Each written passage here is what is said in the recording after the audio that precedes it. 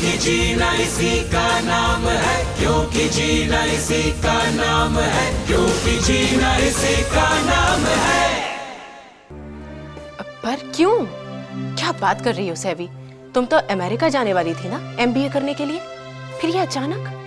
हाँ कल्पना, मैंने सोचा था कि मेरा अमेरिका जाना एक बड़े मकसद के लिए है, पर अब लगता है कि मैं स्वार्थी हो रही थी।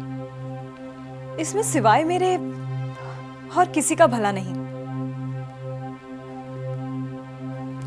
हमारे देश में हर एक मिनट में 4 बच्चों की मौत होती है और उनके पास मदद करने के लिए कोई नहीं होता। कल्पना, तुम मुझे बताओ, क्या मेरे अमेरिका जाने और वहां पढ़ाई करने से उनकी कोई मदद हो सकती है? क्या उनकी जानें मेरी पढ़ाई से बचाई जा सकती है? नहीं कल्पना, जो मैं देख रही हूं, जो मैंने हाल ही में इधर जाना है, उसमें मेरी अमेरिका की पढ़ाई की कोई भूमिका नहीं, कोई रोल नहीं है। पर अब अमेरिका नहीं जाओगी तो क्या करोगी? इधर लोग हैं जो कोशिश कर रहे हैं, जैसे वो तुम्हारी प्रेजेंटेशन में था, इस हालात को बदलने के लिए। मैं अकेले तो कुछ नहीं कर सकती, पर उन लोगों का साथ तो दे ही सकती हूँ। इस परिवर्तन का हिस्सा तो बन ही सकती हूँ। पर अब करोगी क्या? मैंने एएनएम बनने का फैसला कर लिया है,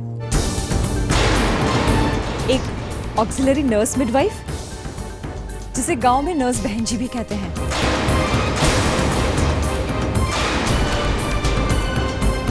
ये तुम क्या कह रही हो सैवी? तुम नर्स बहन जी बनना चाहती हो? ये फैसला तुमने यूं ही ले लिया? कुछ जानती भी हो इसके बारे में? इधर पढ़ा तो बहुत है उसके बारे में। वो हमारे देश के दूर-दराज गांव में उनका काम, वो हजारों लाखों लोग। पर वो गांव है सैवी, तुम हमेशा शहर में रही हो और फिर तुम्हारे सामने एक बेहतरीन कैरियर है। कल्पना, हम गांव या शहर के नहीं होते, बात तो इंसानियत के कम या ज्यादा होने की है। हम स्वार्थ के लिए किए गए काम को अपने करियर या महत्वाकांक्षा का नाम दे देते हैं और फिर उसी की आड़ में हम सब कुछ भूल जाते हैं। समाज तो क्या, हम बहुत ही जल्द अपनों को भी किनारे कर देते हैं। पर सैवी, तुमसे ये हो नहीं सकेगा। और फिर तुम्हारे पापा? कल्पना, तुमने ही तो अपना उदाहरण देके बताया कि जो बात मन को छू जाए उसे कोई बंधन नहीं रोक सकता। नलिनी के लिए तुमने अपना परिवार, अपना प्यार तक छोड़ दिया। कल्पना, क्या तुम्हें आज इस बात का कोई अफसोस है? बिल्कुल नहीं। और सच पूछो तो मैं अंदर से बहुत खुश हूँ, तुम्हारा साहस और तुम्हारा जोश देखकर। लेकिन सैवी, समाज के लिए कुछ करने के और भी बहुत से रास्ते हैं। तुम चाहो तो आईएएस बन सकती हो। वो मैं मानती हूँ, पर वो शायद कभी बाद में होगा।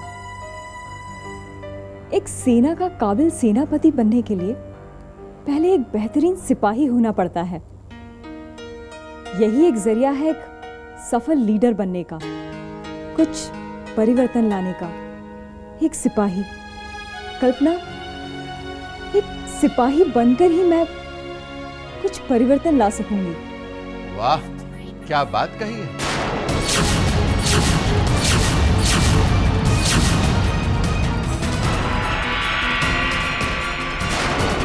भाई, कौन जा रहा है फौज में भर्ती होने के लिए?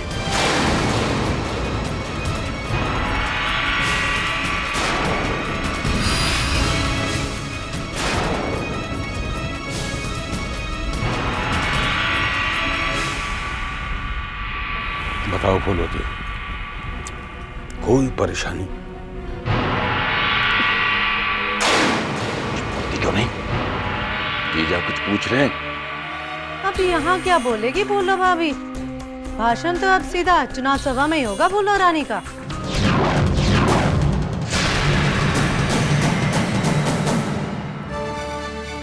बताओ,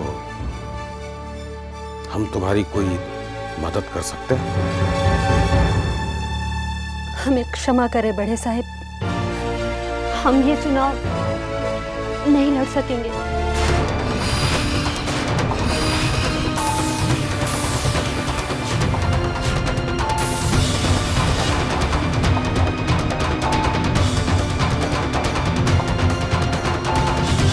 लो, बज गई घंटी। जीजा, आप परेशान ना हो, मैं देखता हूँ उसको। अब क्या देखोगे भैया, चिड़िया तो उड़ गई।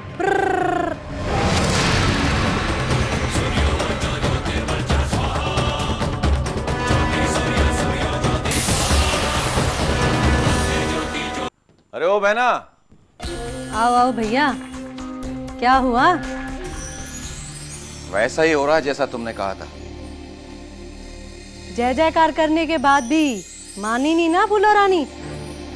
जानती थी जितनी जमीन के ऊपर है उतनी नीचे है ये फूलो रानी। जरूर किसी ने कुछ सिखा पढ़ा दिया है। लो भैया, सीखी सिखाई को कौन पढ़ाने लगा? आ गए आप। कैसी रही आज आपकी घुड़सवारी? थोड़ा मजबूत था, लेकिन थोड़ा बिदक गया था। 4 चाबुक लगने के बाद जाके रास्ते पे आया है। मैं आपके लिए बादाम का शरबत लाती हूँ। ठहरो रमला, तुम दोनों से मुझे कुछ बात करनी है।